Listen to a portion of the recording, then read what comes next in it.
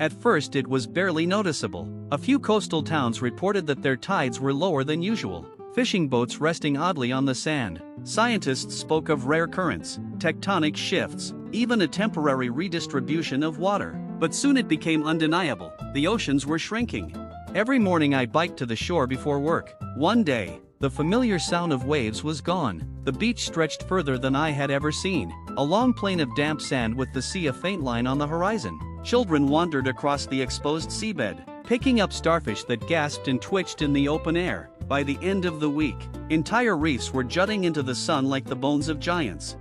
Panic followed disbelief. Fishing industries collapsed. Ports became deserts of rusted ships tilting on their sides. Nations argued, accusing one another of secret experiments or catastrophic drilling. But none of the explanations matched the scale. Within months, every ocean on Earth had withered to shallow puddles, then to nothing.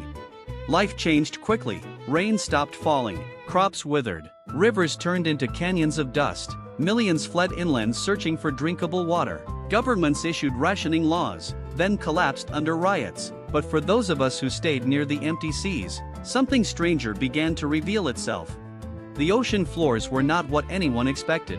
We thought we would find endless ridges and sand. Instead, we found patterns, lines too straight, curves too deliberate. At first, explorers assumed they were natural formations shaped by ancient currents. But the deeper they ventured, the clearer it became. The seabed was covered in carvings. I joined a research group in what used to be the Pacific. We descended for days into the dry trench, surrounded by cliffs of salt and rock. And there, where once the deepest waters had pressed, we discovered structures, not ruins, machines. They were massive, stretching for miles, fused into the crust of the earth itself. Black, seamless surfaces hummed faintly, like the low throb of blood in your ears. No rust, no cracks, untouched by time. They hadn't been exposed for the first time. They had been waiting. That night, I dreamed of waves, not rising, but retreating, sucked downward into endless chasms. Voices whispered beneath the roar, "The reservoirs are full. The cycle is complete." When I woke, my companions were pale. Each of them had dreamed the same thing. Over the next weeks, more of the machines emerged across the world under the Atlantic, the Indian, the Arctic. They weren't isolated. They were connected, forming a network of colossal gates that pulsed with light. The governments that still functioned tried to study them, but their drones never returned. The closer anyone came, the louder the humming grew, until it wasn't just sound but pressure, vibrating through every bone. And then the machines opened.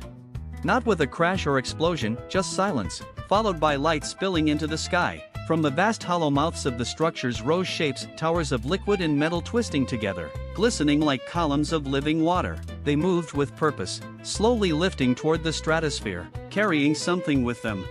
That's when we understood, the oceans hadn't evaporated, they had been drained.